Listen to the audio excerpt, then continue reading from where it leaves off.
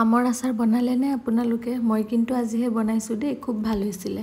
প্ৰথমতে মই আমকেইটা ধুই পেলাই এখন কাপোৰেৰে মচি লৈছোঁ। মচি একে চাইজতে কাটি লৈছোঁ যাতে আচাৰটো যাতে ভাল দেখি আৰু। পিছত মই এই আমকেইপিছত দি দিছোঁ নিমখ আৰু হালধি। পিছত আৰু নিদিওঁ, একেবাৰে দিয়ে লৈছোঁ আৰু বেছিকৈ।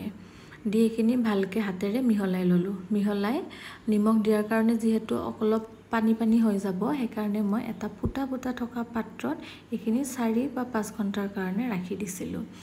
ৰাখি দি ইফালে মই মছলা বেছিকৈ দি পেলাই যিহেতু বনাম, সেইকাৰণে মই গোটা ধনিয়া আৰু গোটা জিৰাটো বেছিকৈ দিছিলোঁ আৰু লগতে দিছিলোঁ এই কাশ্মীৰী লাল মিৰ্চটো। ইফালে তেল গৰম কৰি লৈছোঁ, লৈ পেলাই তাতে আমকেইপিচ দি দিলোঁ।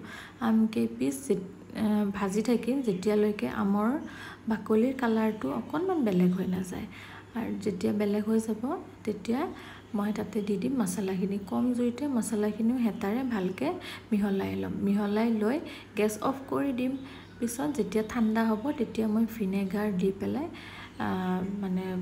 টেমা এটাত ৰাখি থৈ দিম আৰু। এয়া মোৰ আমৰ আচাৰ, বহুত ভাল হৈছিলে দেই। আপোনালোকে বাৰু কেনেকৈ বনায় সেইটো মোক জনাবচোন। Thank U.